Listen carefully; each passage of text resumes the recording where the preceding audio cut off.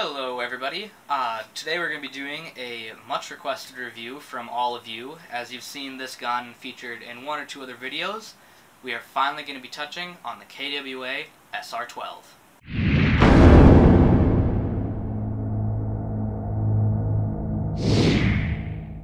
Alright, recently we put out a loadout video, and if you guys don't feel like watching the whole 10 minutes of it, you already know what you want for a loadout. I'm just going to quickly run over what I do for this gun specifically. Because I have it as a designated marksman rifle right now, I don't feel the need to be running 8 to 10 mags. So I'm running a 4 magazine setup. I have 2 tan King Arms high cap mags. I can usually fit about 120 BBs in here before they start to jam. That is one problem that I've noticed with this magazine, is when you fill it all the way, it doesn't like to feed for the first 30 or so rounds. So I'll fill these most of the way. I run usually 0.28 grams out of the mid-cap magazines and 0.25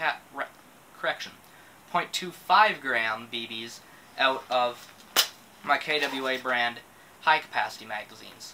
This way, I know if I want more of a sniper roll, I can use the better BBs in the low-cap mags, because I'll likely be using semi-auto only, while I might be using full auto in the high-cap mags. Moving on, I have a bottle that I usually have filled with 500 BBs to refill my high caps mid-game if it runs long. A dead rag here, and a Condor Outdoor dump pouch, so I don't have to worry about filling with my vest mid-game.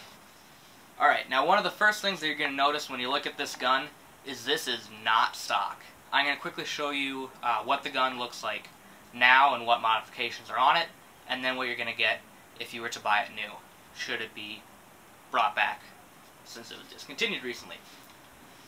Alright, so I have an NC Star red and green dot on the back in ACOG style. I've done a little bit with this. I just took the back iron sight off because it would just get in the way and wasn't very useful. This is aftermarket. In the motor compartment, I have a Lonex Titan A1 high torque long type motor. That's about a $60 edition. I got this when I got the gun, since I got it used. Inside, I have a new hop-up bucking, replaced the old one.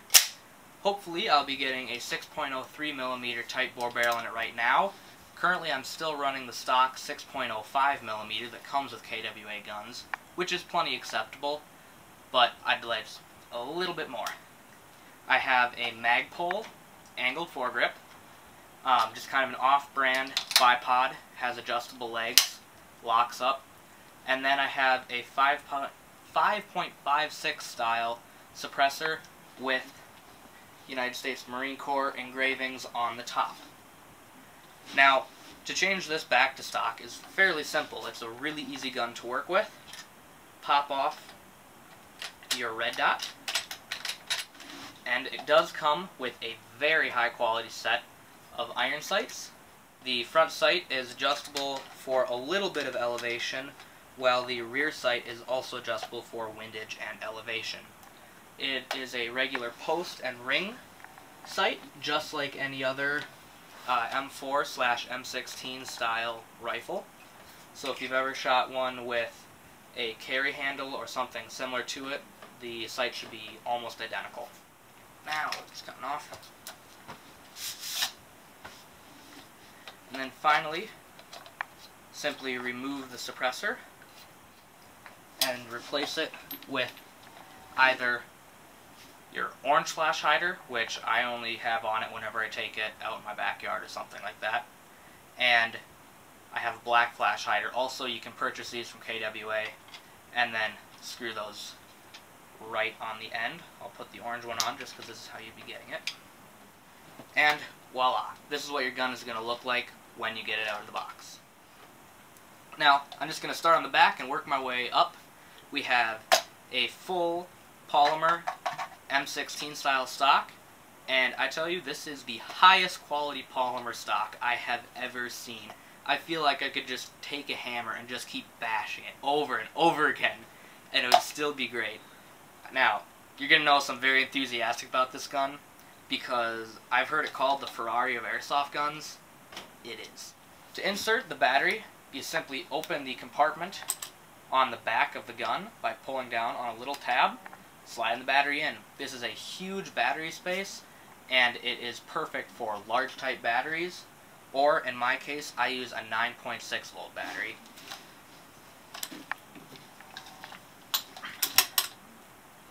Slides right in without a problem. Hook your wires up, and you're good to go. Moving on to the body, this is full metal, obviously. When you buy a $400 rifle, you expect that, but it is not pot metal, it's not scrap metal. This is like machined aluminum, high quality, perfect metal.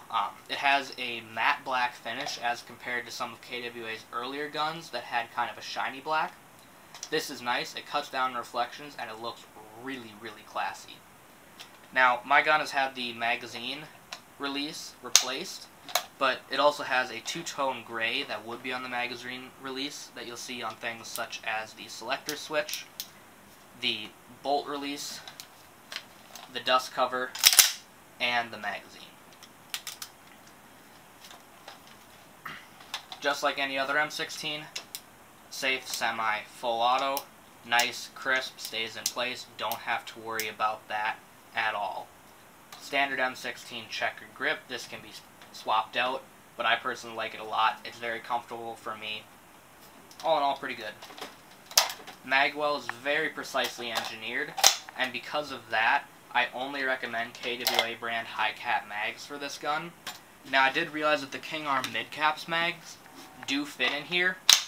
However, they have a lot more wobble, and they don't always feed perfectly. And when I've done high cap mags, most of them won't even fit in the magwell. They'll be too big and they'll stick. But KWA mags work flawlessly. Further onto the gun, we have our 12-inch long CNC machined aluminum rails. And these rails are better than a lot of the rails that I've seen on real steel firearms. They claim that you can stand on these rails, and I've done it before, just to prove to myself that you can. You are able to remove the rails simply by rotating this D-ring, or delta ring. I've done it before, but I had to cover it with a cloth and then use a wrench to wrench it off to keep from scratching it. But there's really no need to outside of cleaning underneath the rails. You can buy new rail systems for it, but these are undoubtedly the best rails that I've seen on an airsoft gun, and a lot better than even some of the Noveski rails out there. Muzzle is fairly simple. It is a 14mm counterclockwise screw. You can easily swap out the flash hider with a suppressor or a different flash hider in just a matter of seconds. You've seen me with my suppressor earlier in the review. Although I don't have an extended barrel that I keep underneath here, I just like the looks of it. And now, voila, you have a different muzzle. Now, I've talked a lot about the features of the gun. What about the performance? Your performance will range depending on what battery you use, but really, they say it's 11.1 LiPo ready, and that is true. However, I would recommend against a LiPo battery unless it's a 7.4 volt, simply because it will put undue stresses on the gearbox, thus shortening the life, but not totally destroying it. What I'm going to be running is a 10.8 volt standard Tamiya connector battery in here, which is kind of that nice middle ground between LiPo and like a 9.6 volt nunchuck like this. You get a little bit better trigger response, better rate of fire, but you don't have to worry about totally destroying your gearbox. With that 10.8 volt battery, your rate of fire will be approximately 17 rounds per second, and your trigger response will be basically instantaneous. The FPS that I'm getting out of this right now, being an older gun, without the hop-up on, I'm shooting about 340 using .25s. So using .2s when this thing is new, it will shoot about 410 to 425, but expect that FPS to drop within time. But my spring has long been settled, so I know it's a decent FPS for me, as long as the rounds stay accurate, which they do. Alright, now when it comes to actually shooting the gun, however, the accuracy on this thing is phenomenal. KWA makes very high quality stock barrels, 6.05 millimeters already, which is much better than a lot of companies out there. The 2GX bucking itself is a great bucking. It's not the best for a sniper role, but especially if you want to use this as an M16 battle rifle, or even a DMR, it's still a very functional and high quality bucking, well worth the money that you invest into it. Now you'll see that I'll be using this rifle as more of a designated marksman rifle, and I still have stock barrel, stock spring, stock bucking, all the stuff in the firing mechanism is stock, and it is accurate enough to fulfill that designated marksman role. So if you're going to be using this as a battle rifle, a DMR, whatever, you should not have any problems with accuracies, especially if you're using BBs such as .28 gram high polish. Thank you for watching, everybody. I was planning on doing a shooting test for this, but I found out that it is against city ordinance to discharge an airsoft gun within city limits. So I should be putting that video out next time we have one of our wars, probably at the scrapyard, where it is indeed legal. I'm guessing that'll probably be coming out in a month and a half or two. You can be looking for that. I'm just going to be out of town until then. So, keep your eyes open for a shooting test of this thing. Thank you for watching. Please like and subscribe, and have a great day.